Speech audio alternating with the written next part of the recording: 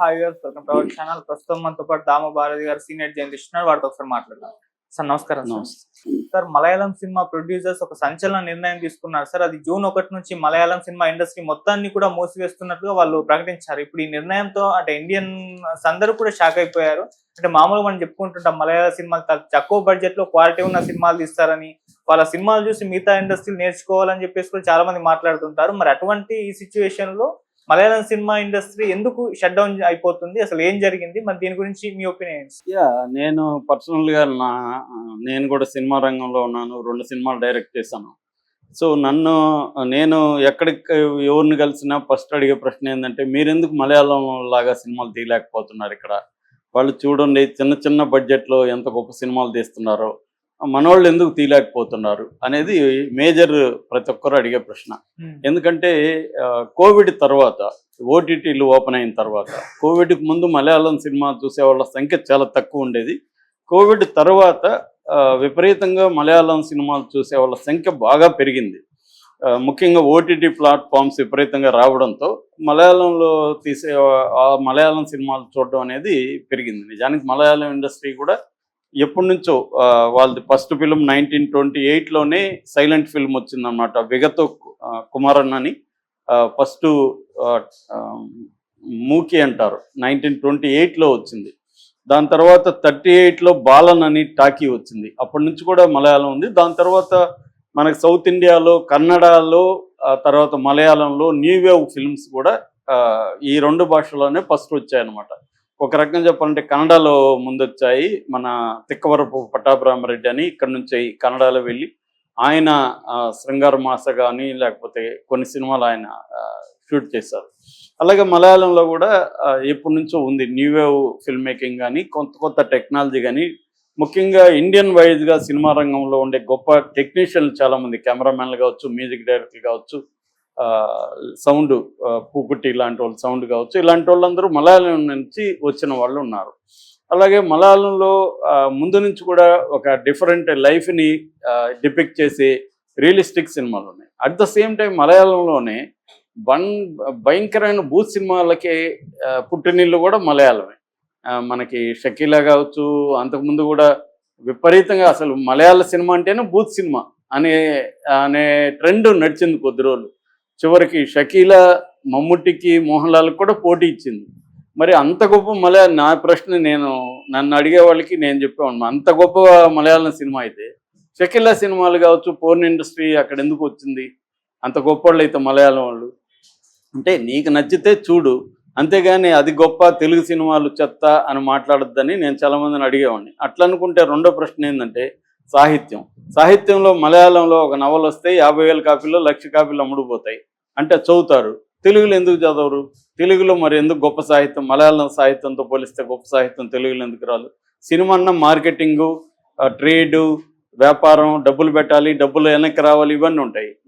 ఒక కథ రాయడానికి నీకేమి ఇబ్బంది ఏముంది? నవల రాయడానికి ఇబ్బంది ఏముంది? మరి మలయాళంతోనో, కన్నడతోనో, తమిళ్తోనో ధీటైన నవల్స్ సాహిత్యం ఇక్కడ ఎందుకు రావట్లేదు అని ఎక్కువగా అడిగేది సాహిత్య బ్యాచ్ అడుగుతుంటారు. కాబట్టి వాళ్ళకి నేను ఈ ప్రశ్న వేస్తే సైలెన్సే సమాధానం ఉంటుంది అన్నమాట. సో ఇలాంటి ఒక నేపథ్యంలో నేను లాస్ట్ ఇయరే చూశాను ఈ న్యూస్. లాస్ట్ ఇయర్లోనే మొత్తం 2024లో దాదాపు 200 సినిమాలు తీస్తే ఓన్లీ 24 సినిమాలు మాత్రమే సక్సెస్ అయినాయి. మనమేమో ఈ 24 సినిమాలు చూస్తుంటారు మనోళ్ళు, చూసేసి మలయాళం సినిమా ఎందుకు చూడలేదు? అరే బాబు, నేను అదే చెప్తాను, నువ్వు ఎన్ని చూసావు లిస్ట్ అయ్యి, ఎన్ని అక్కడ చెత్త సినిమాలు వచ్చాయి నేను కూడా లిస్ట్ వేస్తా.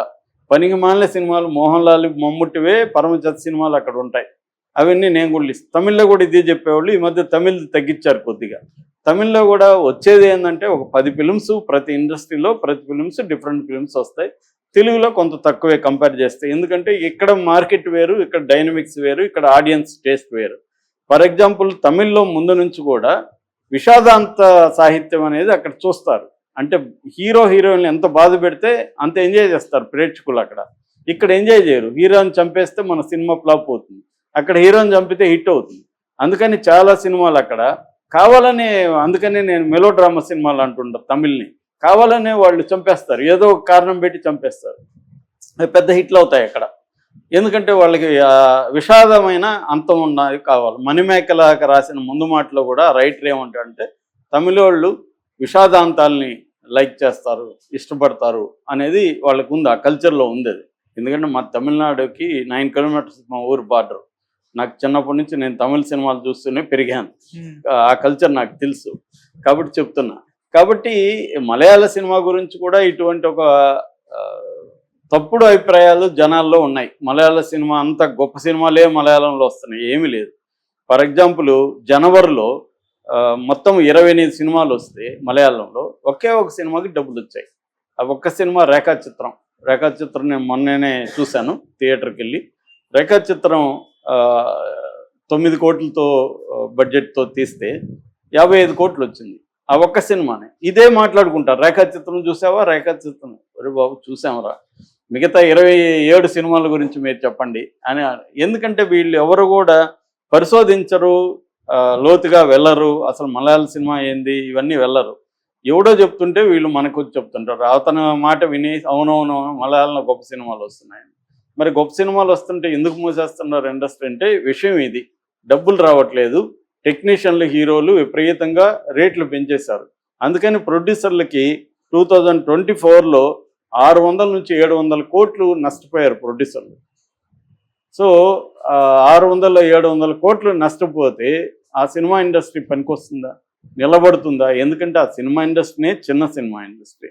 వాళ్ళకి ఇప్పుడు ఊపిరి వచ్చింది ఓటీటీ వల్ల. అంతకుముందు ఏంటంటే థియేటర్సే చాలా తక్కువ ఉంటాయి మలయాళంలో. కేరళలో థియేటర్లు చాలా తక్కువ ఉంటాయి.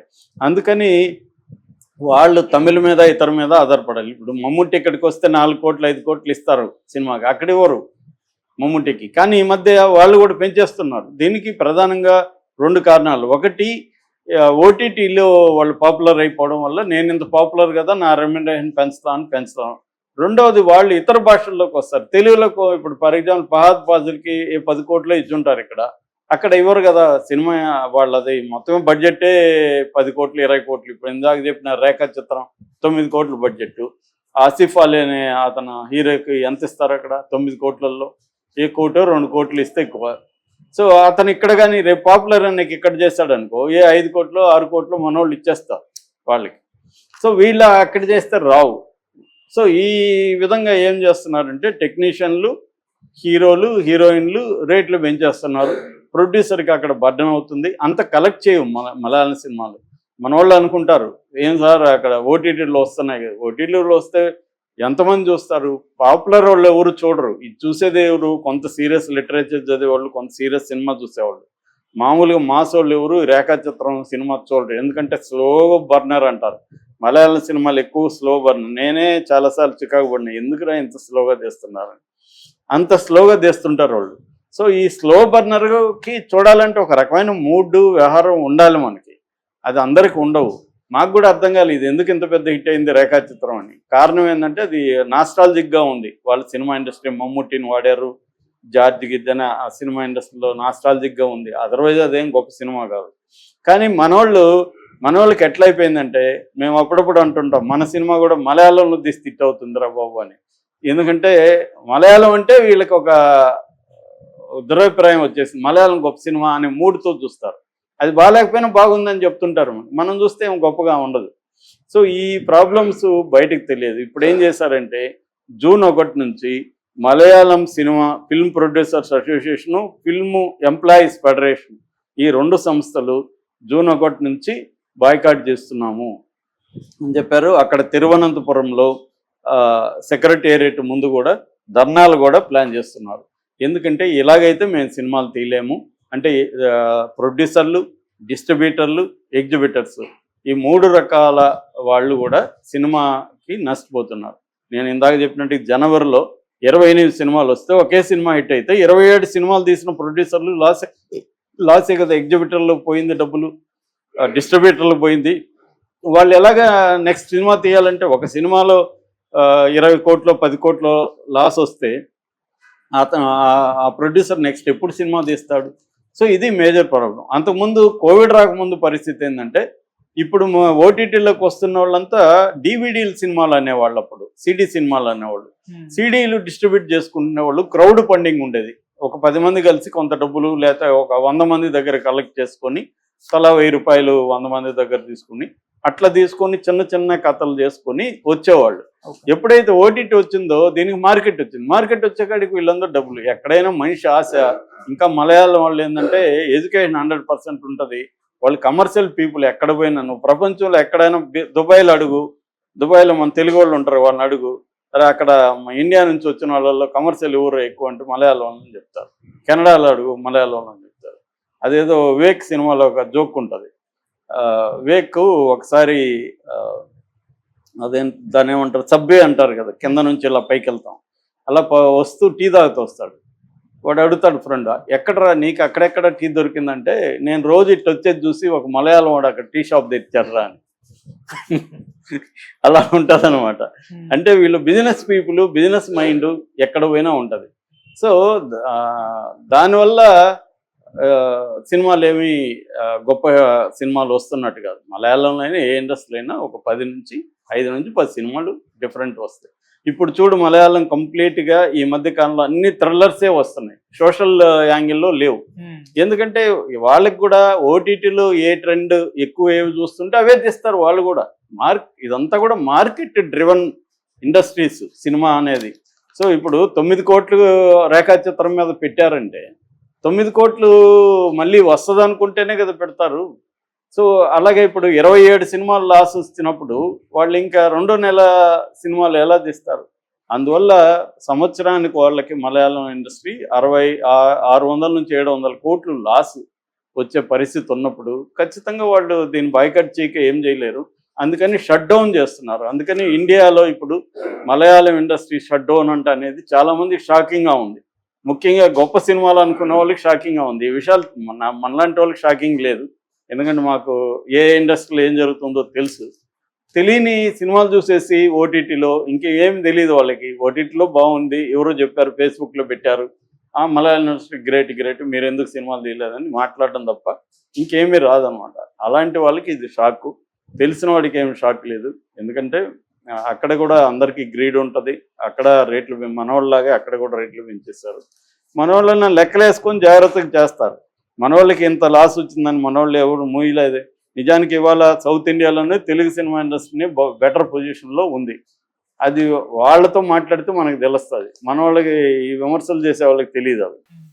సో ఇప్పుడు అది మరి దీన్ని మలయాళం ఇండస్ట్రీ తగ్గించుకుంటారా, వాళ్ళు ఏం చేయబోతున్నారు అనేది చూడాలి. ఎందుకంటే ఇది చాలా మేజర్ డిసిషన్.